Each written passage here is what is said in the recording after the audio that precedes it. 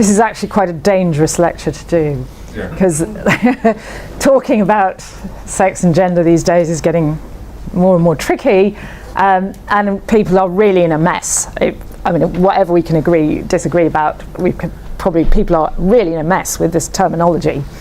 And I can't define it or decide anything, but I am going to do a bit of exploration around sex and gender, and really ask the question, why do we need these two words anyway? Why isn't one word good enough? What's the difference here? To start off with, to start kicking that about. And ever since, I mean, this confusion has gone back quite a while, and I'm going to take it back into the era of the 90s, when maybe it started to get pretty murky. There's, for instance, a very famous biology book, evolutionary book, The Red Queen by Matt Ridley, which used gender as a synonym of sex all the way through the book. So he was discussing the gender of amoeba. And this is a bit alarming, because what he meant was that amoeba have sex cell replication and sexual reproduction. He wasn't talking about gender at all, in my view. So he was collapsing, he was pulling gender right into nature at a level that just, it didn't make sense. But then we have cultural theorists, very important cultural theorists, such as Judith Butler, major philosopher, leading queer theorist, one of the most influential people perhaps on where the discussions of gender are today, Judith Butler. And she has this viewpoint, which she put out in her great book, Gender Trouble, from 1990. The distinction between sex and gender turns out to be no distinction at all. Sex is as culturally constructed as gender. Indeed, perhaps it always already was gender. So for her, sex from biology just collapses into gender in culture. It's all culture. She's a follower of Foucault, Hegelian follower of Foucault, and that kind of lineage. Okay, so we've got a really wide array, with gender just being used for biological sex, and then sex being brought right into gender. Okay, let's just I'm going to use data and address this question through the lens of African hunter-gatherer gender games, gender performances. And I hope to show you very clearly that gender is not at all reductive to sex. That they correspond, I mean, these days science is acknowledging a great deal more intermediacy in terms of sex and sexual polarity, with the possibility that aspects of sex, chromosomal, hormonal, gonads, anatomy, may have contra-indications and may not all land one way or another, and that there is a whole array and spectrum of intermediacy in sex.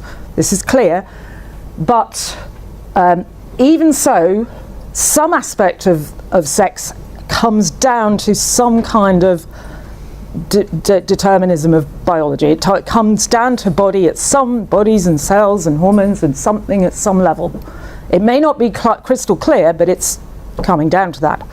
Whereas, in my view, gender is just not, it doesn't really exist. It's purely imaginary, it's performative, it's constitutive, it is play, actually, a pretend play. And it was Judith Butler who sent us down that track. But let's think a little more about some animals. Animals are good to think with, that do, where the word gender actually may be the right kind of word to address. And I don't even mean very close relatives of ours. I mean animals like mollusks, snails and slugs. They are exciting to think about in terms of gender. So-called hermaphroditic, but what it is that a snail has the capacity to play a role as a male and be able to impregnate, or as a female and be impregnated. and they compete. They have penis fencing competitions. They compete with each other to be the one that wins being male. So it is apparently an advantage. Don't ask me why, get into that argument, but they want to win being male, and the loser gets to be female. Argue with the snails, not me, argue with the snails. Now, when that's happening, you can see why reaching for the word gender now starts to make a bit more sense, because it isn't an essence. This snail is not a male snail and that male a female snail and there's something essential about it. They're doing it. They're playing it out. And what is really forcing the use of gender is that there is an ambiguity and some mismatch between the actualities, biological actualities, and what's happening and what's being performed. And another example, a little bit closer to mammalian, is my poor late rabbit, Molly, who was a very tyrannical, very dominant rabbit, but she was absolutely definitely female. But she used to play out her dominance by regularly giving a humping and a right seeing to her male partner. So she really, she was doing gender. There's absolutely no doubt she was sex female, but she was doing gender in a very male way. So we're seeing this ambiguity aspect. So perhaps where gender comes in is when there really is some, there is a gap between what the doing and the performance is and what the actual.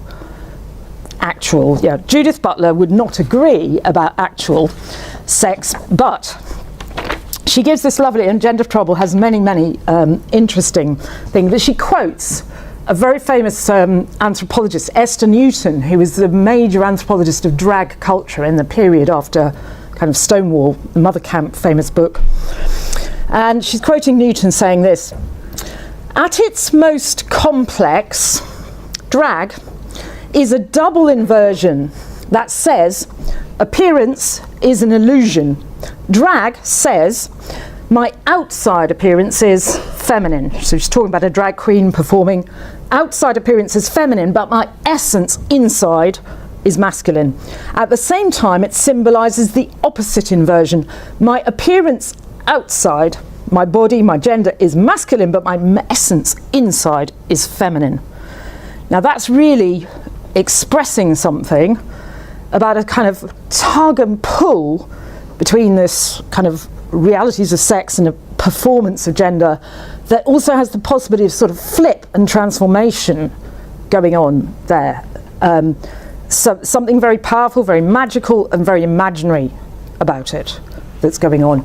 And I'm hoping that even though, hunter-gatherer societies have very, very different concepts from the concepts that would arise in very metrosexual drag queen kind of counterculture, nevertheless, this idea of gender having this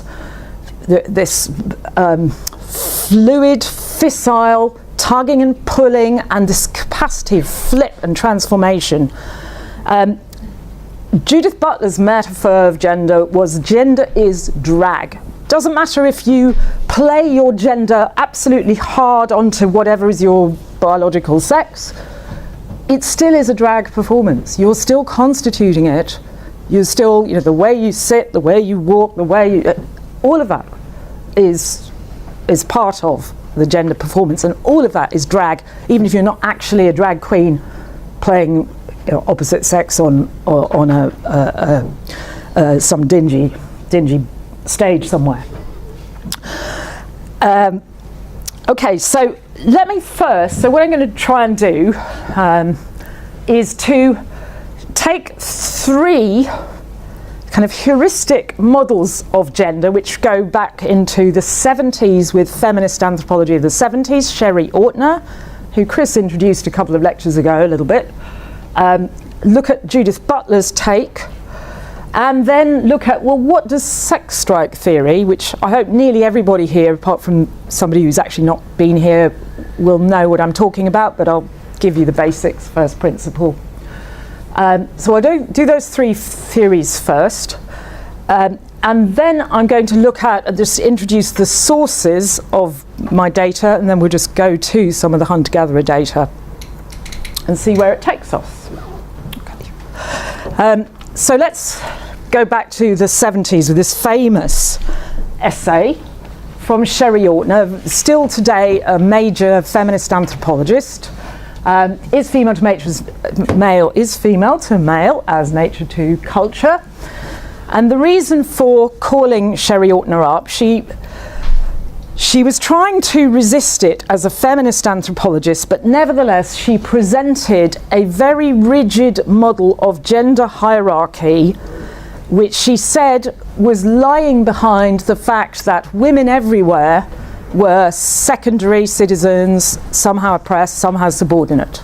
She accepted that as pan-cultural fact, and she said it was because of their consistently being identified as nature while men were identified as culture, and culture always overwhelms nature.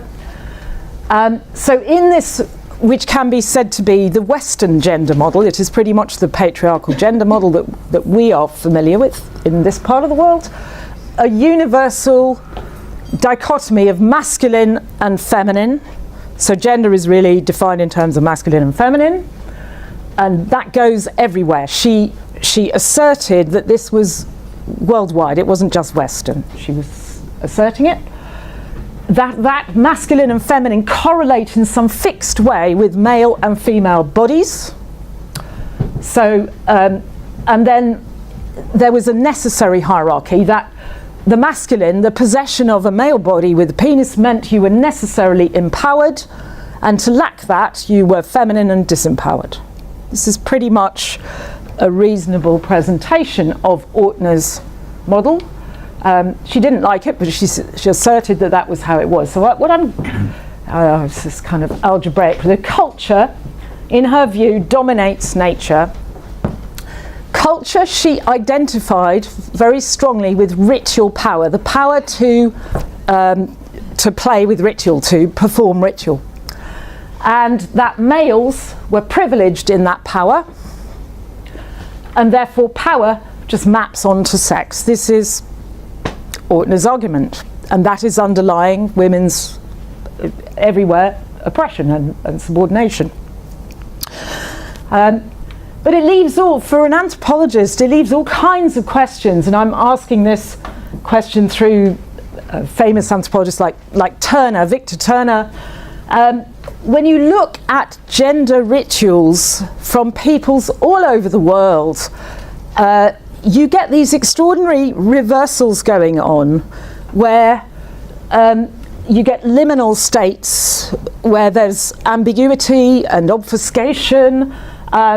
He refers to the powers of the weak. It's actually a phrase of Johan Lewis. The powers of the weak, says Turner.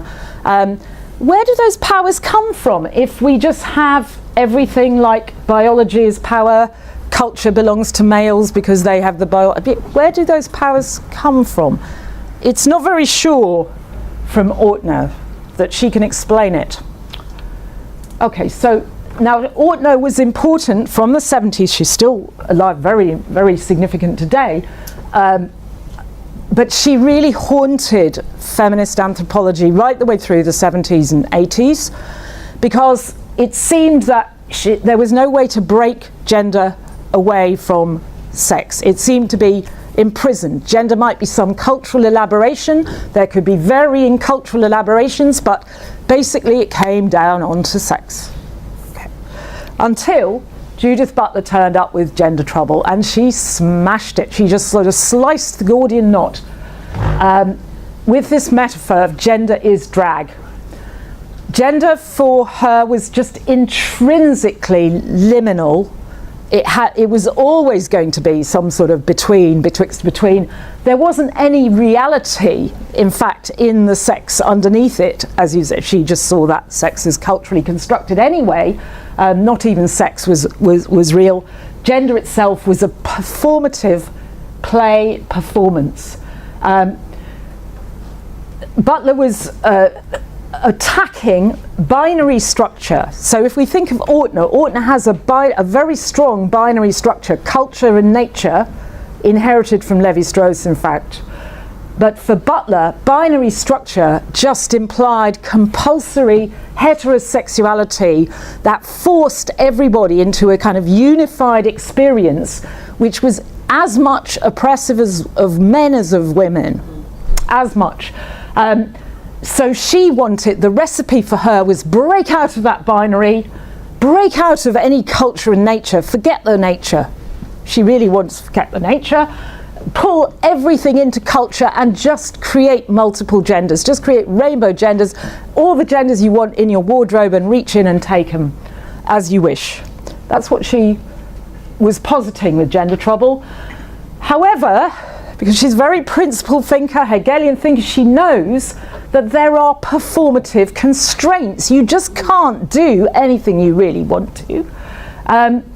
You could imagine multiplicity of experience, but it isn't just down to you to imagine it. It matters how others are seeing, interpreting, receiving what your performance is.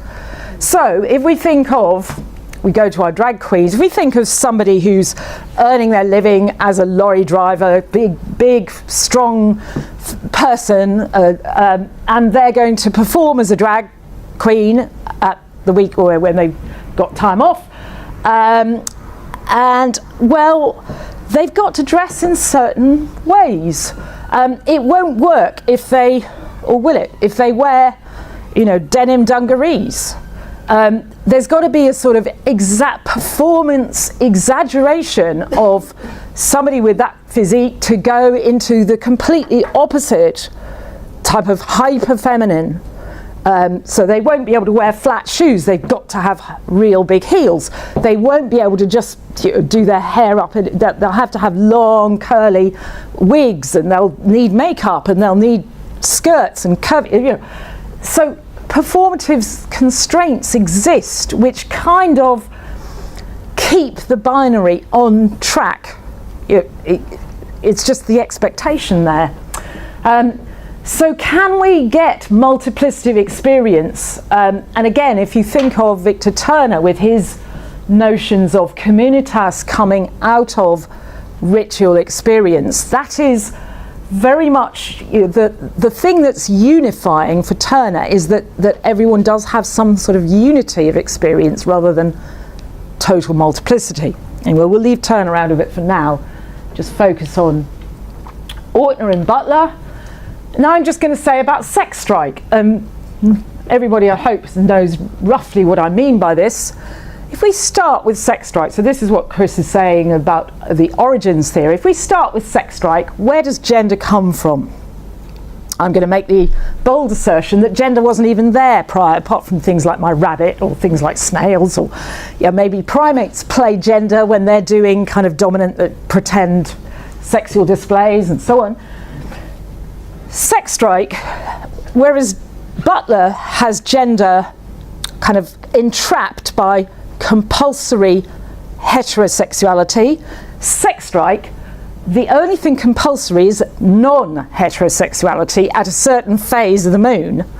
So if women are going on sex strike in the dark of the moon, which is the story, Chris Knight's beautiful story, they're going on sex strike to get the men organised to go hunting and bring the food back to camp by the full of the moon. Okay, so the ritual is the power of culture over nature, culture dominating nature, just like Ortner has. I'm agreeing with Ortner there, culture and nature. Ritual power suddenly takes over and dominates normal life. Normal marital life is disrupted, but it is not at all playing onto biology. It is summoned and performed through the play of wrong sex.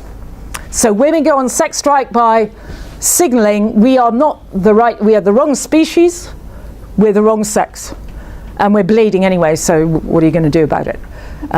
You go hunting, bring back some zebra, then we'll see. So women are, whatever sex you are, you've got to pretend or accumulate the qualities, the properties of the other sex. And so the construction of gender in its absolute origin is to gain the attributes of the other sex and add them to your own. And that is the mark of ritual power. And then when life goes back to normal, you just sort of go back to your normal biological sex.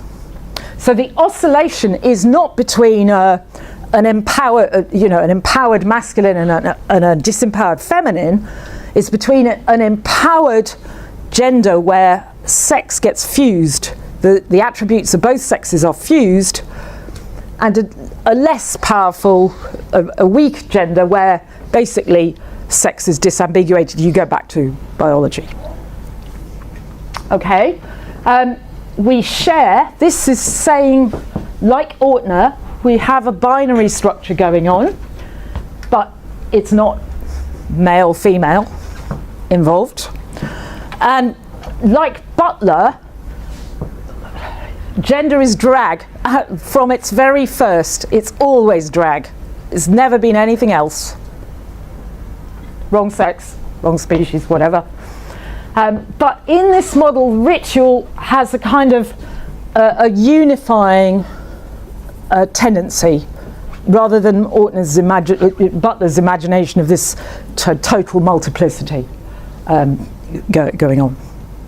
Okay, so these are my three models, and I'm not trying to make sort of scientific testable predictions and hypotheses exactly. I'm going to use these, I'm going to just adopt the models as approaches, heuristic perspectives on the data. So now I'm going to go to where does this data come from, what sort of data are we talking about, and then see whether these models can illuminate it. Okay, so, first up, these are Hadza photographs, though most of my data is going to come from Khoesan Bushman peoples. But what I just wanted to say with these photographs, because I just have these good photos, the sex division of labour in African hunter-gatherers is pretty cut and dried. I mean, it's not totally cut and dried. Men are hunting with poisoned arrows. Big animals, this is only a poor little duiker, but big animals can get hunted with poisoned arrows. They get honey. Women might pick up honey, but it's men that are doing the risky business. Women are digging roots and preparing baobab, and there really is a cut and dried sex division of labour.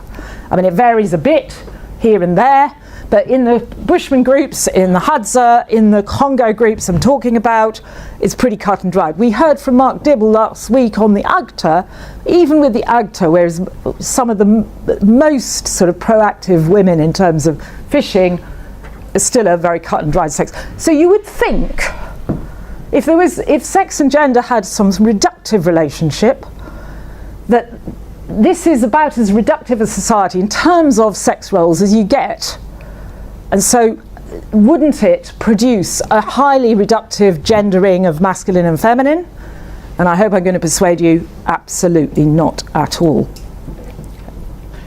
Okay, so I'm moving really from the Hadza to Khoesan sources now, because most of my data is coming from there. And I'll just show you. So these are, you can not worry about the little tiny names, but these names are of ethno-linguistic groups. There are well over 30 ethno-linguistic groups for Khoesan peoples, including hunters and herders of these of southern Africa. And they are kind of divided into northern groups, central and southern groups, basically. Genetic data tells us that these groups have a time depth of separation of tens of thousands years, 35,000 years old, which is implying that if there are certain shared features in the belief systems of these groups, they are very old. They're like 40, 50,000, they're old. They're extremely old. So where are these data coming from?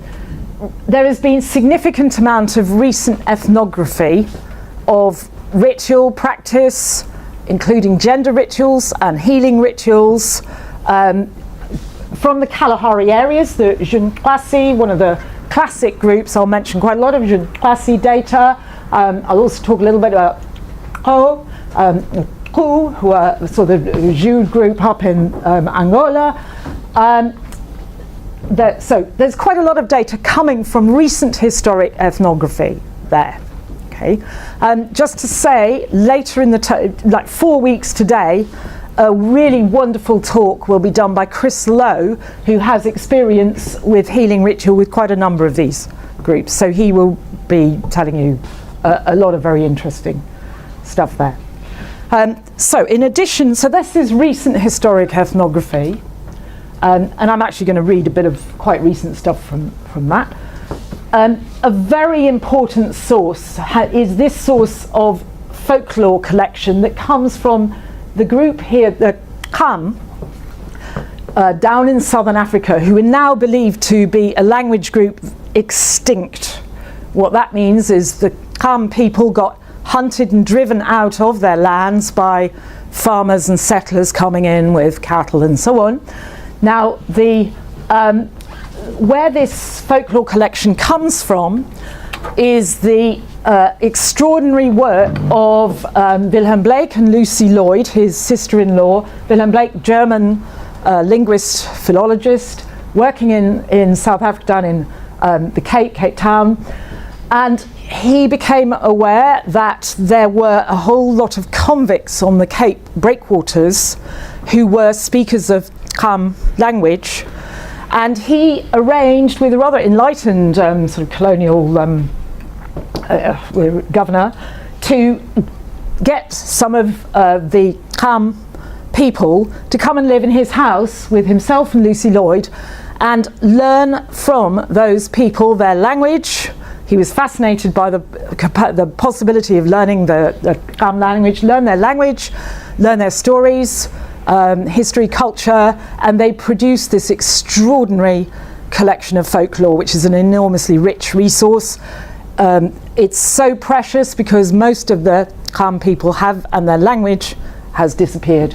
Now there is online, if you search Digital Blake and Lloyd, you will find this resource. We used to have to pour in microfiches to read all this stuff in the notebooks written in their handwriting, but it is now all up there. The stories about Willem Blake and Lloyd, about the informants like Dia Quain here, about the whole catalogue of the stories they told, cross-referencing the motifs and so forth. It's a fantastic resource, so I do recommend to go and look at it. But this has been very valuable in the analysis of rock art and religious experience for Khoesan peoples. The Kham provide, I've just written it up there actually, the motto of South Africa. Don't know if anybody knows that, which I'll try and pronounce, is and it is taken as the motto of South Africa because it's kind of the oldest language of South Africa, but it's now extinct. So there are 11 South African languages still existing. And it means people who are different meet, in its kind of basic sense, and that's taken as unity and diversity for. So it was the new South Africa's motto. And it's thanks to Willem Blake that we knew this language fundamentally. Okay, and then the other sources are rock art, and there is wealth of rock art across southern Africa, as there is up all around the whole way up to East Africa as well. But there are two particular areas of rock art that I'll show some examples from. So this is the Drakensberg Mountains with Lesotho there and Natal, Orange River area. And I'll show in fact I'll start with an example of rock art there. We don't really know how old this rock art is. It's very difficult to date it, but it's probably within a few centuries. It's not that old. But the people who created that rock art, the mountain bushmen of this Drakensberg, were also rendered extinct. They were eradicated effectively through the policies of settlers, the hunting down. What happened was people, the farmers, settlers bring in cattle, drive out the game herds, and so what do hunting and gathering people do? Well, they turn their weapons on the cattle, and then the police turn up and or the soldiers turn up and drag them off into jails, and hunting and gathering people don't do well in jails. Up in Zimbabwe, there are no longer Bushmen hunter-gatherers, not in any intact cultural sense in that area. But the rock art of Zimbabwe highlands of the Matopos Hills really exemplifies hunter-gatherer rock art at its peak, cultural peak, because it was done, that rock art is very old, over 2,000 years old, some of it maybe thousands of years, almost as old as Upper Paleolithic, potentially. And this is coming from a time when hunters dominated the landscape, when there were not farmers and not cattle people before that. So it is like a paradise of hunters, and the rock art represents this in some way. So I'm going to draw on these sources to give me data for analysing gender. Really good. We'll see what emerges from that. I want to have a little time to mention some other African groups, but we'll focus with the Khoesan first and get to grips with the Bushman groups first. Okay. So I'm going to start with an example from the Drakensberg, which is Fulton's Rock, and this is quite a big, the actual, it's like that sort of size, it's about so. As a panel, it's a very famous rock art panel. And I've just tried to line up a black and white against the sort of photograph there. And I am taking this painting as a representation, a depiction of what really is the most fundamental of the Bushman initiation practices, gender rituals, which is called the Eland ball dance, and which celebrates, it's still existent in parts of Kalahari. It's been danced right up to the very close recent past. And it's the climax of a girl's first menstruation ritual. And she is a new maiden, and this is her, and this is like her walls of a hut, and she's there covered in a kaross, a cloak, with a couple of companions inside clapping. She becomes a woman when the women of the band dance around her, pantomiming mating behaviour of elands. Elands being the largest and most desired by the hunters animals of antelopes of Africa. Okay. So this picture is expressing two very strong antitheses. The picture gives us a sort of polarization of the society in this ritual. It's showing us what people are, the roles, how people are relating. And one of the antitheses is the maiden who is in her state of menstrual power and these hunting weapons. So she is highly antithetic to the capacity of those hunting weapons. The hunters have taken the weapons right away to the edge because her menstrual blood would cool the poison of arrows. It would destroy the efficacy of it's said to cool the arrow poison, and therefore it could not work on the animals. And the second antithesis is between the maiden and any form of contact, and certainly not sexual contact, but even looking, and the men hunters on the edge of the group. So there's just no possibility of sexual contact, and you can see that many of the male figures, this one is very exaggerated with this ichthyphallic, technical term, penis, and a bar representing some kind of taboo. Patricia Vinicum argued that this was some representation of taboo on sex, and there are actually some other barred penises around the place as well.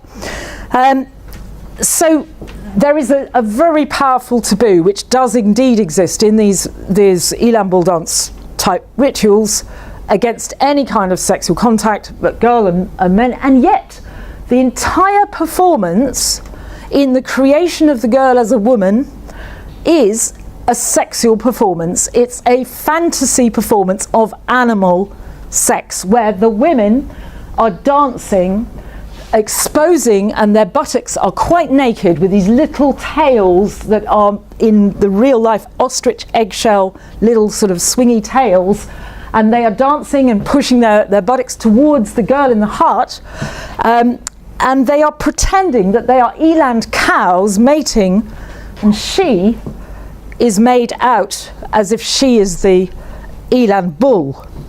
Now, so there is, the women are as if animals, but it's not simple, because this maiden is in a very, she's supposed to be antithetical to the hunting weapons, and yet actually she herself acts out and performs as a hunter. So the jeune Khoesan, the metaphor for a girl menstruating is she has shot an eland. That is the metaphor of menstruation. I'll come to later, I'll mention the Hadza, and they have the same, except they say she has shot a zebra. So a girl who menstruates shoots an arrow. And now in some groups of the sun, a girl actually acts that out. She actually picks up weapons and shoots, while she's in the hut, she shoots a mask of a great game antelope. And she does that to bring and confer luck to the weapons. Okay, that's the only time of her life she'll touch those weapons, because of the danger of arrow poison being cooled. And so her power, her potency is going to influence hunting and the future of hunting very powerfully. Like it's drastic. If something goes wrong with this ritual, it could wreck the possibility of hunting for the group for the future. It's terrible. And we can see there's a kind of shaman with a pointing finger.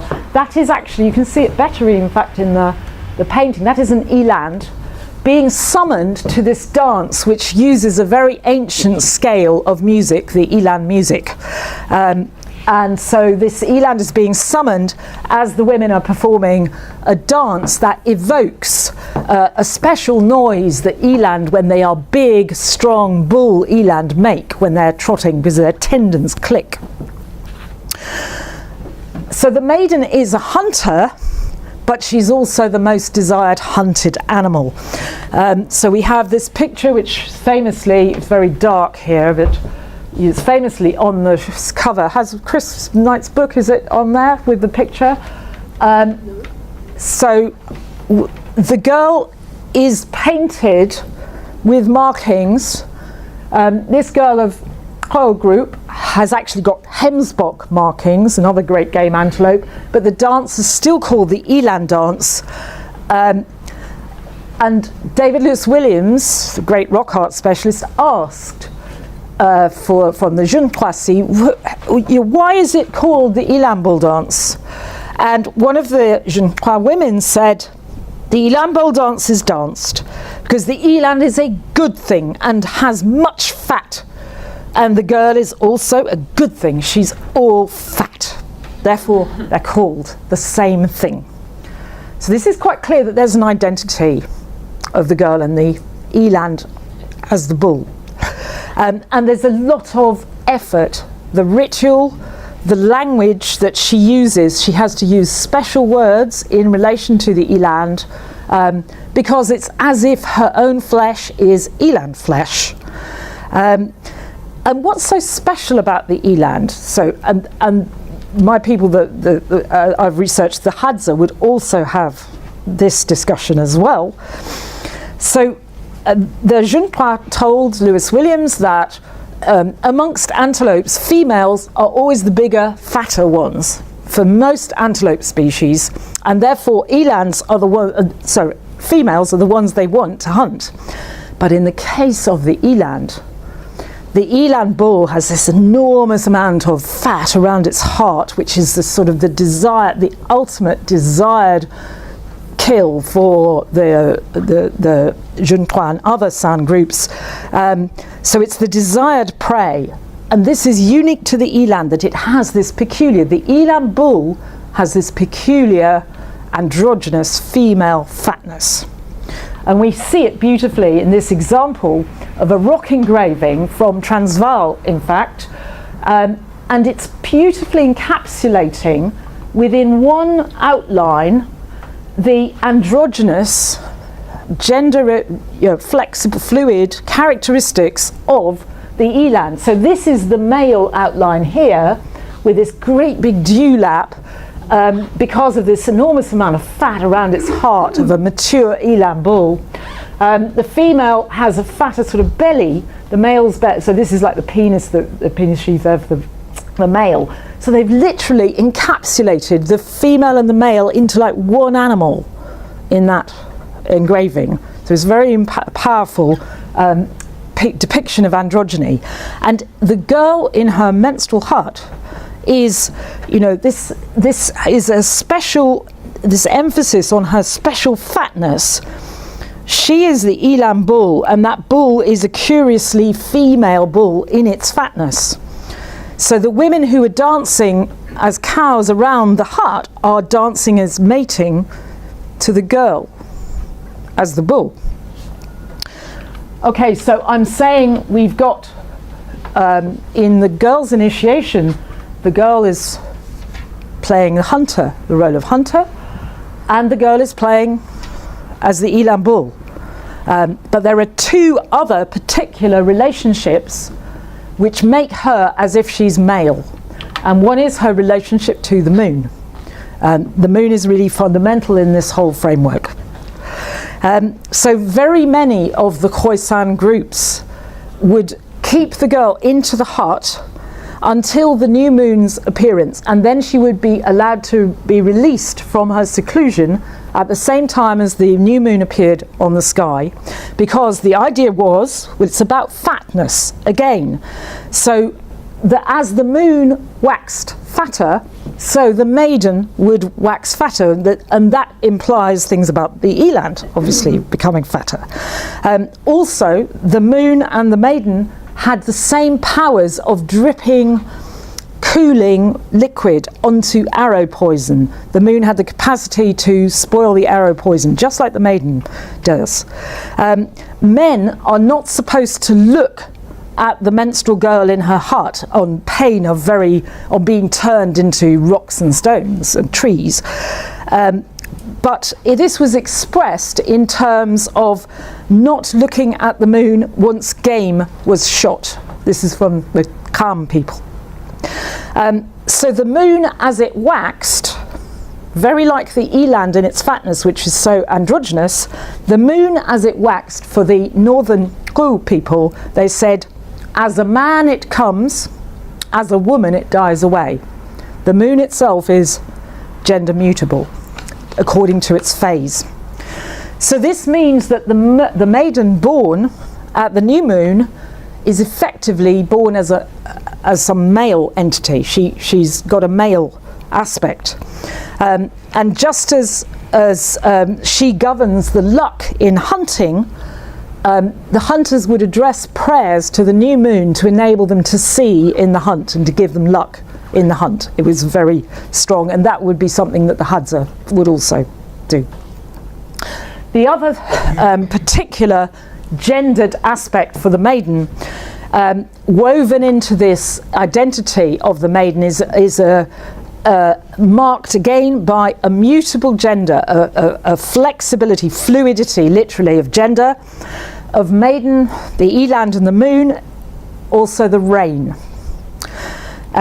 So the reason that rain is constructed with gender, for the Kam people, the southern San, they differentiated rain as a very desired, a rain they wanted, which was a gentle, female, soft rain falling, and then it would create grass beautifully growing, and then the animals would come and it would all be very fertile, and that was the sort of rain they wanted. But the other kind of rain is the male rain, which has thunder and lightning and whirlwind, and in the Kalahari conditions can create very devastating, wreaking havoc. Now, the maiden's danger, the reason why people had to so carefully control the ritual going on around the girl who was menstruating was that she had the capacity to unleash the powers of male rain. So this was the danger. Any slight infringement of a menstrual, the observances around a menstrual girl could, for the Kham people, they have story after story of what happens when there is a breach in the observance of menstrual ritual. And what happens is there is a rain creature called Khoa, and is like the thunder and the lightning, and this creature just destroys not just the maiden but all her folk, all her kin, and creates them as rain's creatures. It's devastating. And it is actually construed as the disintegration of culture itself. Culture goes back into, so arrows go back onto the trees as branches. Game animals made into leather bags turn back into animals and gallop off. So it's the disintegration of culture. Now that word, Khoa, stands for water and menstrual blood. There could be. When she is a maiden, said the informant, I showed the picture of Dia Quain, he said when she is a maiden, she has the rain's magic power. She can snap her fingers and call the lightning and make the rain kill us. So this is a pretty powerful, she's like a vortex of power in this. Rain could be conceptualized as flowing of blood, and for the Kham, they spoke about the new rains, because obviously rains are incredibly desired in conditions like Kalahari or conditions of the bush veldt, the high veldt. So when the rains fall, they come out and they run about. They're all red. The redness of blood is it's got a connotation of beauty and joy, of ornament. We can think of the use of red ochre and red pigments. And so redness of rain is a kind of deep structure of Khoesan ideology associated with periodic blood flow of the women, menstruation, and the antelopes, as the great game antelopes are killed. Okay, so I've said that in all those respects the gender of the maiden is constructed as male, with the male new moon bringing luck to the hunt, her becoming the hunter as well as the hunted animal, and having the power of the rain, the magic power.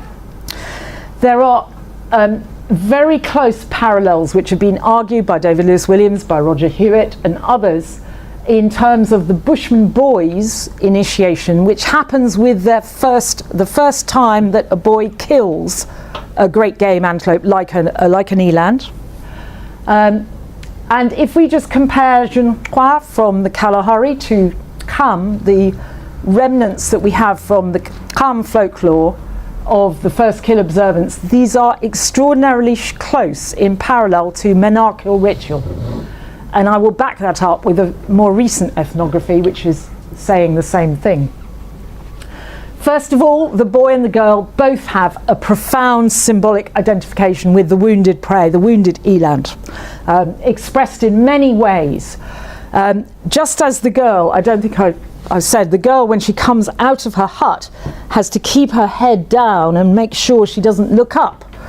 Because if she did that, the eland, this is on the front of, if she looks up, she's looking down, because if she looks up, when the eland is hit with a poisoned arrow, remember her menstruation is like a poisoned arrow, the eland would look up and see the hunters and run.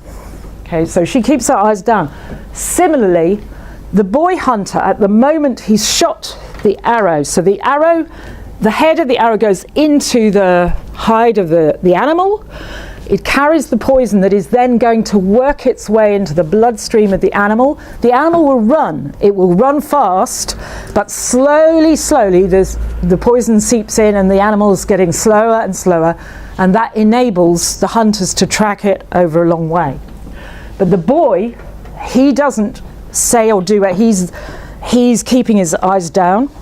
He is limping along because any movement he makes will be the movement that the animal can make. So he's got to mimic the movement of the eland, getting slower and slower, keep his eyes down.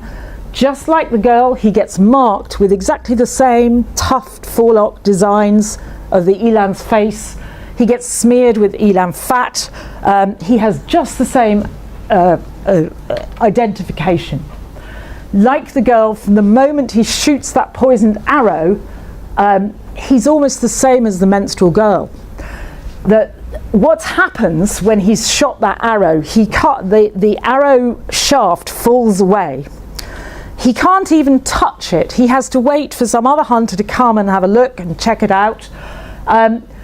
If he picked it up, if he touched it, it would be like the menstrual girl touching hunting weapons, effectively. It would have the effect of cooling poison. What happens, this is when the trickster can intervene, and the trickster is the master of the animals who will try to protect. The trickster created the antelope. He loves the eland. He tries to protect the eland, and the way he will do it is to come as a louse and bite the boy to make him jump, because that will make the eland run and jump. And the boy can't do, if he tried to squash that louse, get rid of that louse, the blood shed from the louse bite is just like the menstrual blood that could stop the arrow poison. So it's like any bloodshed he's shedding is like menstrual blood. He's almost like a menstruant. He's kept inside a hut that is a hut of sickness with a medicine fire. He limps and he can't talk, just like the girl has to wait until people talk to her. She can't talk. There are all kinds of ritual injunctions about what food they can eat. They cannot be near cooking fire. They can't be anywhere in the sun. They're meant to bring the rain. They can't touch the earth. All those old injunctions that James Fraser used to have about menstruating maidens. So there's just such a strong, and then in the ritual performance of the eland dance, there are highly significant similarities with the boy and with the girl as well going on. So we really have a situation where the construction of gender of a girl in her first menstruation and of the boy in his first kill is extraordinarily parallel. That they're being as if conflated and confused with each other, or being rendered as in some way completely equivalent. Okay. So Lewis Williams tried to say that in some ways these initiates were sexually ambivalent, like the eland that is a fat female-like male, and he tried to say they are neither male nor female, but I think that isn't necessarily the right way to express it. Instead, what they are, this is expressed beautifully from this rock painting of the Drakensberg of Wilcox's shelter, Natal, and it is like a fusion, a double sexing of both male and female happening to those initiates. So this ritual potency is symbolized, they both identify to the androgynous eland, and I am saying the gender does not just reduce onto one sex or another, but this is a kind of gender of power, a gender of ritual power being expressed. So this double-sexed image from Drakensberg is really showing it's part of a larger set of what are called spread leg figures. If you think of the idea of Schillenegig, this is like one of the very original motifs of Schillenegig, with the spread legs, genitalia very widely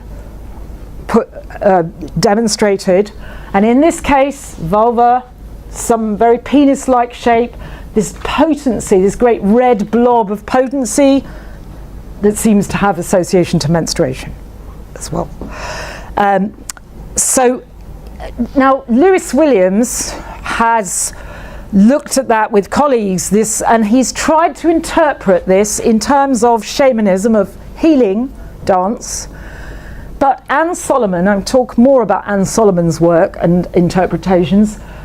She has just pointed to the fact that if we think about it in terms of initiation, we can suddenly begin to understand what are the arrows doing. She's got a bow and arrow, but she's also an animal. This might be hare as well as eland, actually.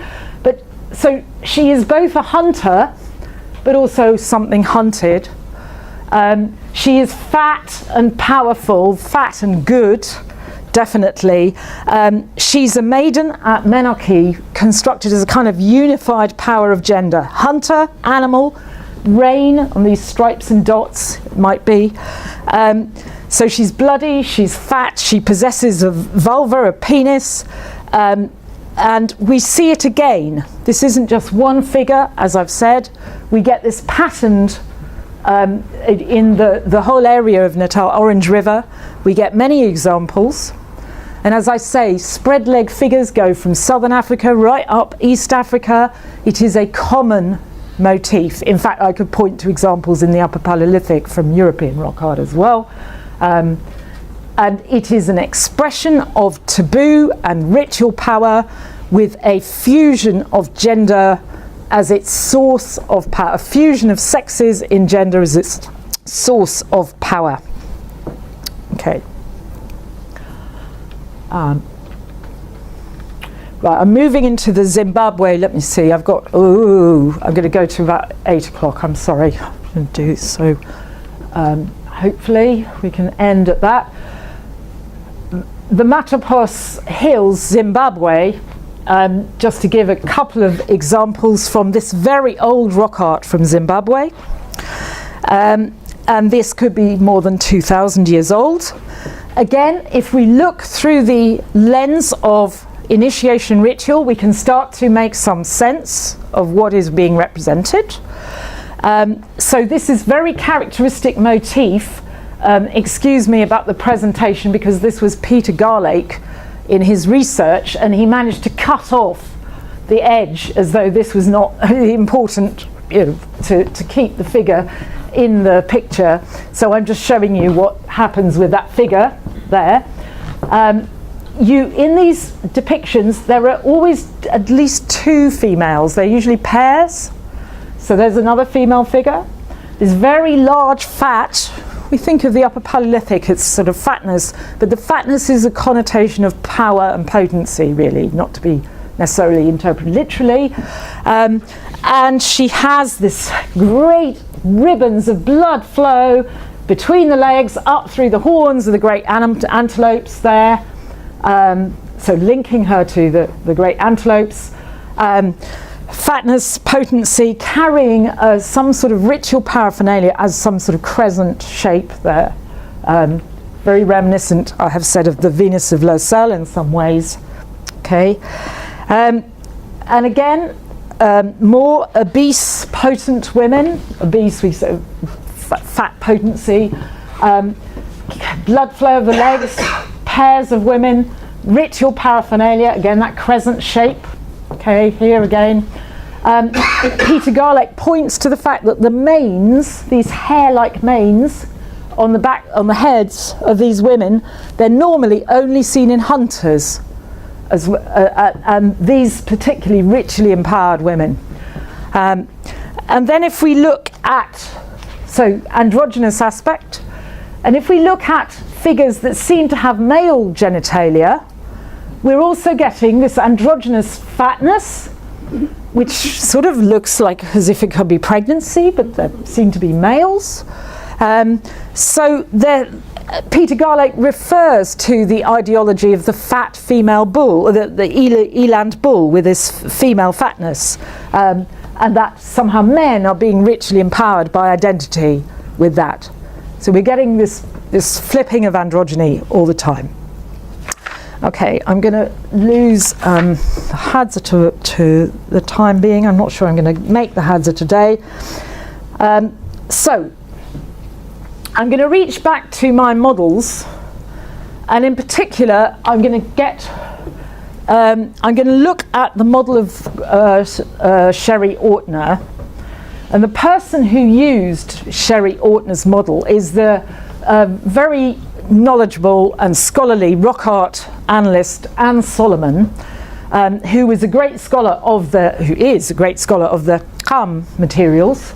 So she really knows the cosmology, the literature and so forth, and she has great knowledge of the rock art and the representations, and she particularly focused on the spread leg figures and argued against David Lewis Williams, who was saying that those spread leg figures, it was to do with trance, and she said no, it's got to be gender ritual that is what's going on here, because we can interpret much more.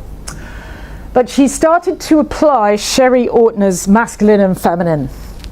Now she's got this at the top in terms of kind of shapes and just the fact that roundness, fatness is feminine, shortness feminine, broadness feminine.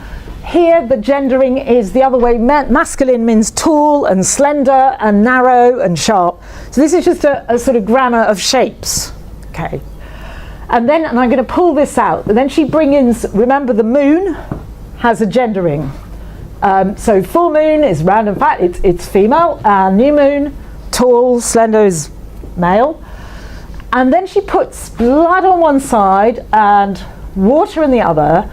And then she starts bringing in, well, blood is the stuff about menstruation. She starts bringing in sort of pollution, death, herbivores, gathering, prey, weakness, whilst carnivores and hunters are strong and powerful. So she really starts to get these value judgments, with males being valued highly and so forth. And there's some other details there, but let's just pull that out. Okay, so what I'm going to say is this really doesn't work. And what Anne Solomon has done here is demonstrate to us just how badly Ortner's model, her boxes, work for the Khoesan. It just doesn't work at all. For starters, think of this. This looks like man the mighty hunter, the carnivore, hunting and strong. And now just think of that boy who's limping along and the louse bites him, and the blood of that is like being a menstruating girl. He can't even kill a louse because the trickster would make the game run away. So this doesn't fit terribly well. Okay, blood versus rain and water, but actually these substances, we said the idea of the rains are red. The maiden's blood is so empowered, it's so much got the possibility of conjuring the male rain that you just can't these two fluids are just, they just fuse together with a kind of cosmic power. How do you separate them out like that? It doesn't work. And now let's look at where the Eland is here. The Eland would be herbivore, prey, dying, bloody, weak. The Eland is the most powerful cosmic entity for the metaphor for healing, the metaphor for the goodness of life and fertility. It just isn't fitting. And so Solomon is realizing, well, the Eland, it's androgynous, it's feminine, and it's masculine. The trickster is gender ambivalent, it's masculine, it's feminine. The moon is, so the moon, the trickster, the Eland, they're the most powerful supernatural entities of the Khoesan cosmos. They are just going between two poles there. They're not going to fit on one side or the other. So I am going to take it from the Khoesan cosmology, and I'm going to say that instead of being obsessed by sex, we should take the moon instead. And the moon will sort it out for us. Because instead of having things into fixity and polarity, we get things that are moving cyclically and changing as they. And this idea of a dynamic transformation that is a constant oscillation is just the way, the cyclical way of life that is expected in these hunting cultures. So now we can. Okay, the waxing moon is identified as, in gender terms, the tall, thin waxing moon is male. We remember that. The maiden identified to the male new moon. The waning or full waning moon is female, fat and round. And this is connoting a time of ritual when the initiate is hungry, she can't eat. She is meant to be fattening, and the Eland bull is meant to be fattening with the waxing of the moon. By contrast, waning moon, it isn't ritual. There aren't food taboos. You can start to eat food. The Eland starts to be eaten. The waxing moon, flesh is raw, it's bloody, the girl is menstruating, the game animals bleed. Waning moon, the flesh is cooked. Here, male rain, female rain. So you don't just have rain in one box, you have different types of rain. Different types of fire, medicine fire, not cooking fire. Yes, death, but death that comes back to new life. Life is just like ordinary life here. Menarche, taboos on access to women. Women that are naked, they're male, they're animals. The Eland bull becomes the female initiate. The female initiate becomes a hunter. The hunter is the wounded prey, the Eland. They're all turning into each other all the time. These are kinship and avoidance relations. By contrast, on this side, in waning moon, women, taboos are relaxed. Women become available. They're modest. They're not showing naked buttocks, but they are. They're not dancing riotously, but they're sexually available. Women become flesh, to be consumed. Women are like meat. Their wives, they're eaten by their husbands. Their husbands feast on meat. So this is where the carnivore husbands are. Not there. There. So the males are herbivores there and carnivores there. And for those who know sex drive theory or who have been at earlier lectures this term on the time-resistant syntax, which we did, when did we do that? We did one of the stories. What were we doing? Lecture 3 was one. Which one were we doing? The stories? Anyway, we were looking at time-resistant syntax.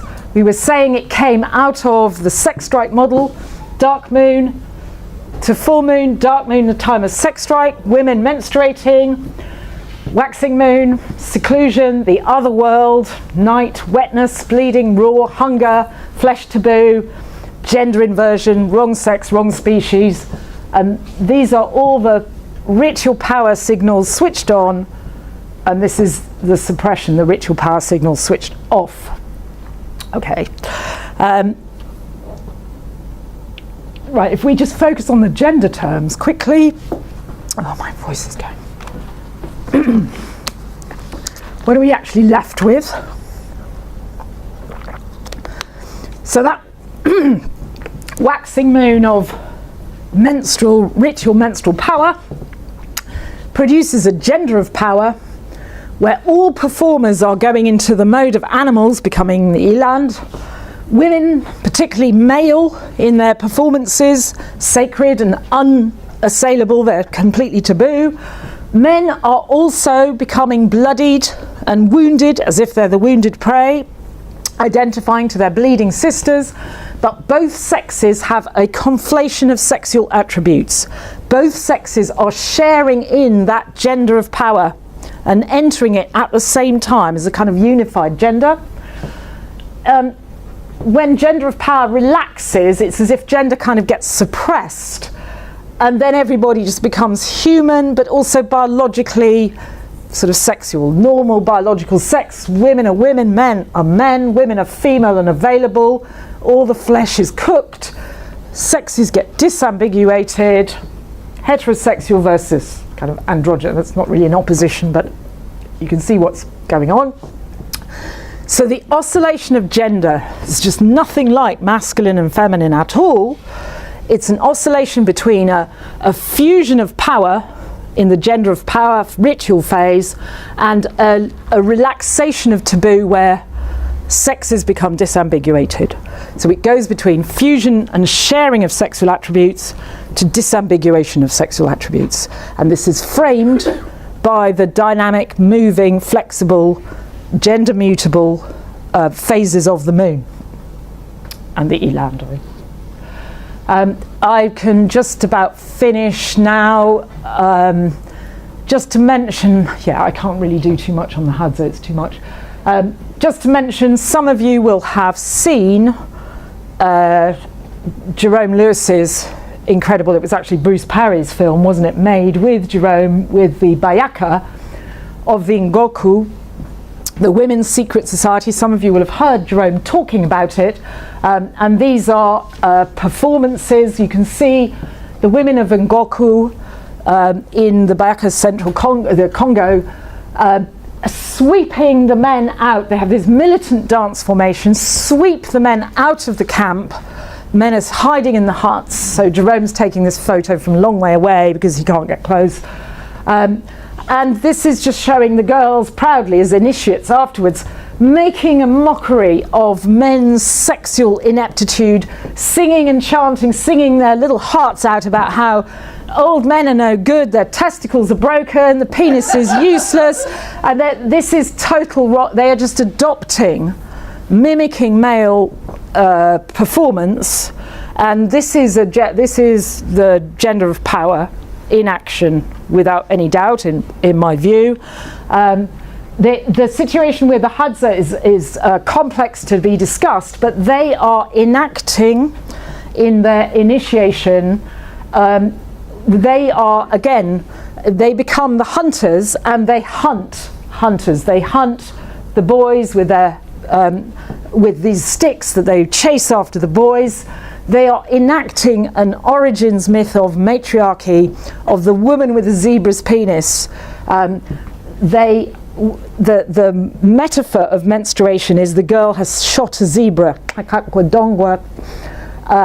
They have these little zebra socks made in the memory of this woman of the zebra's penis who used to own the special meat called epeme meat. So it's a matriarchy myth of the world turned upside down, where the women's initiation ritual resurrects that world, and women are masquerading as the wrong sex and the wrong species again. So we have the same pattern going on. I can correlate the Hadza girls' initiation with the Eland bull dance really quite closely. So just to sum up, I would have liked to have said something about Bradford Keeney's ethnography, but I'll do that maybe if somebody asks a question.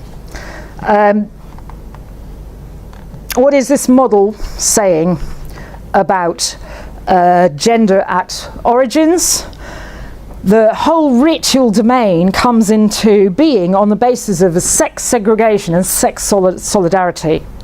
Women disrupt, they break up relationships with their husband, disrupt marital sex, so it's compulsory non-heterosexuality. Women amplify and exaggerate this very improbable message of we are the wrong sex and the wrong species, this is the wrong time, we're bleeding. So the first prediction about gender, as it's originally constructed, is women mobilize ritual power, becoming animal, male and bloody. And therefore menstruation itself is coded as if male. That is something that very regularly occurs. And this is what I'm talking about as gender of power. Women mobilize their ritual power in alliance with men who are their kinsmen, their blood relations, and their solidarity with those men is expressed with blood symbolism. And boys going through their initiation in this kinship and ritual power, they too bleed. And they necessarily bleed. They're bleeding as if they're menstruating. So both sexes, in gaining their gender, both sexes become ritually empowered.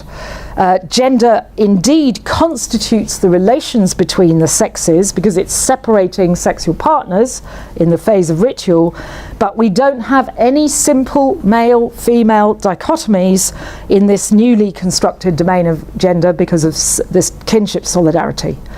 When ritual power is mobilized, both sexes they share gender, they share the same gender. They're going through the same thing, the gender of power.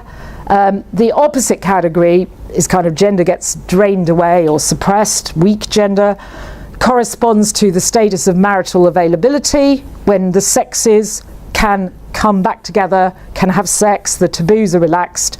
The sexes, again, they're sharing the same gender.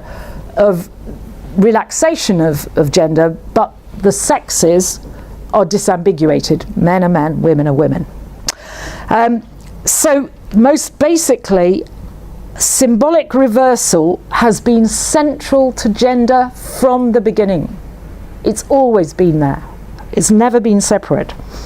Women seize ritual power at menstruation, signal non-availability, becoming male and animal. Men share ritual gender of power, becoming, in some sense, female and animal. So gender is inseparable from sexual, symbolic sexual reversal of sex and human animal characteristics. So we can now really respond to Sherry Ortner and turn her argument absolutely on its head. So Sherry Ortner was trying to say that because of women's species life, because of their life of their biological capacity of reproduction, of menstruation and pregnancy, that they were denied access to ritual power, and men took that as a privilege. But this is far from the case. Actually, ritual power in its origin was predicated on female models of female biology. And so ritual menstrual synchrony or collective blood flow was the source of it. Okay. And so this implies that to be ritually powerful, like the Eland bull, it is necessary to be wounded and then periodically bleed. And that's really the source of gender.